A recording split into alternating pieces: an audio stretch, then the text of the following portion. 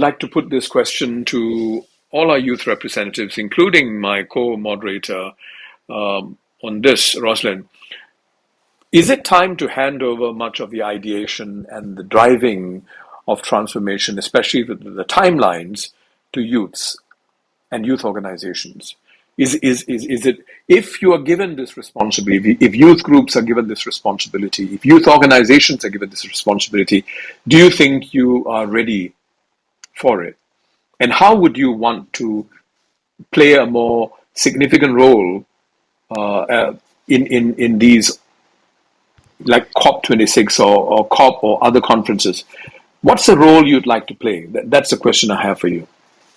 If I may, I believe that it's rather than turning all control or putting the responsibility in the hands of youth organizations, I think it's more so about integrating them into the process, into policy making, because there's absolutely no doubt that older generations have the experience necessary and may know a lot more about certain industries or what's really practical. And the youth can bring, new perspectives, new insights into things. We certainly grew up in a different era, if you will, with technology and with, I know the education around environmental science and climate change at even an elementary school level here in Canada is much more intensive than it was, say, 20, 30 years ago, absolutely. But I do believe, while as youth we can bring in new perspectives, I don't think we should take on the role entirely to say, okay, we're inheriting this planet, now it's our responsibility. I think that at all levels and people of all ages, I think that it's important that we have that role, we have that strong role of being represented and having our opinions heard, but we also do want to look for guidance and leadership as to Sure. What has worked, what hasn't worked. We want to learn from that and learn with that. Okay, Yeah, thank you. I totally agree with Laura. I think that intergenerational collaboration is so important.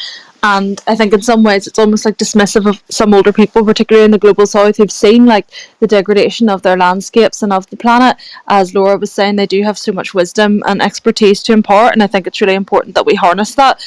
But equally, obviously, I think youth and young people should be leading this transformation as well. But as some people talked about earlier, it's like not about seeing young people as like an other voice or as separate, but integrating them into the entire conversation as like one of the many perspectives rather than this sort of like tokenistic youth perspective. And I think it's really important that young people are given the toolkits and the resources to meaningfully engage when they're put into these rooms and spaces, that they're able to engage in an effective way that's actually useful, because often what we find is that young people are kind of plunked into these rooms, then maybe they don't understand fully like their role or how they can leverage like the most effective outcome. So I think continuing to educate and equip young people is so important, and that's where intergenerational collaboration is so important, because we're looking at these ideas of like mentorship, reverse mentorship, and how we can continue to like skill and learn from.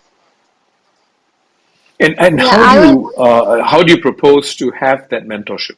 Any ideas, Rosalind? Oh, thank you for asking. I guess like conversations like this are really good, and just in organizations, like we now have 5 generations working together in the workforce and working in close like proximity, so making sure that we're actually like engaging in relationship with one another and having like action plans and workshops, but also just connecting with people from a generation outside your own. Like I think in activist spaces often what you find is it can become a bit of like an echo chamber and there's a bit of like a disconnect. So it's working with different charities and businesses where you do have like older generations, and then I think engaging in projects with them is so important, because sometimes although it's like not deliberate in any means, sometimes young people like aren't aware of what's going on. Like in Northern Ireland there's actually a few projects going on with older people working on them, and young people just don't know what's happening. So I think it is just that awareness piece as well.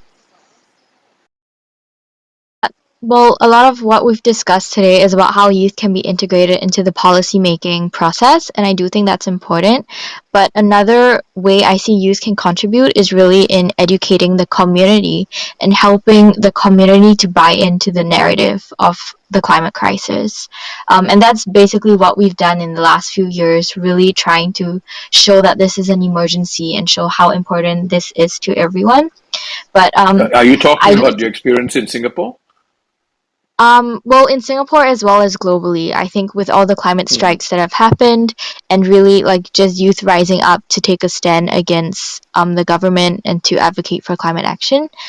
Um, and I feel like Do you think Mhm. activism, taking to the streets, is the best way, or do you think that will prompt governments to dig in their heels in defense?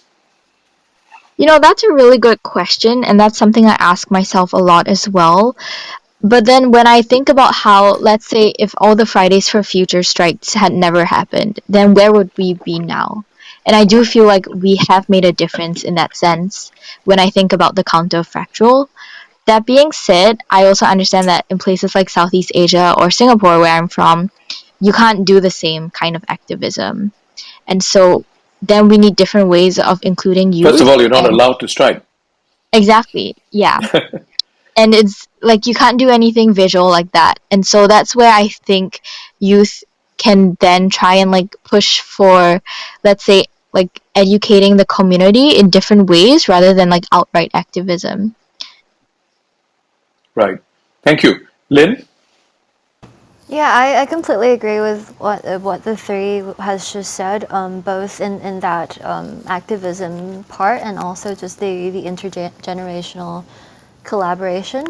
Like I've said, sometimes youth, like I feel myself, I can be sometimes naive. Like there's a lot to learn in this world when it comes to politics or the economy, and youth play a different role from that. We might not understand most of those things even, but a key word I think you mentioned was ideation, which I Yeah. think youth can play a really powerful role in this. Say you were to design a solution, like a design thinking process, youth can play a crucial role in providing all these spectacular ideas, which when you kind of grow up into and become an adult, you kind of forget those creative solutions or even that kind of proactiveness.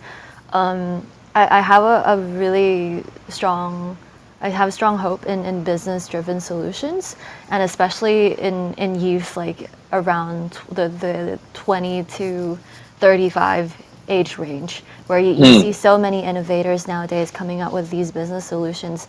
And that's where adults can chime in and help support these kinds of initiatives and get them out there into higher level policy or advise on how that might go into the marketplace, or advise how it would attract more a mass population. So yeah, I think again, like others have said, it's about integrating, like working as a family, to put it in a warmer term. Yeah. It's like a So family. basically, there should Yeah. be formal meetings. There's definitely a place for formal meetings and conventions like COP 20, like COP. At the same time, not semi-formal, within organizations, and thirdly, informal. Informal conversations. I think corridor conversations. I mean, to just raise the level of consciousness and awareness.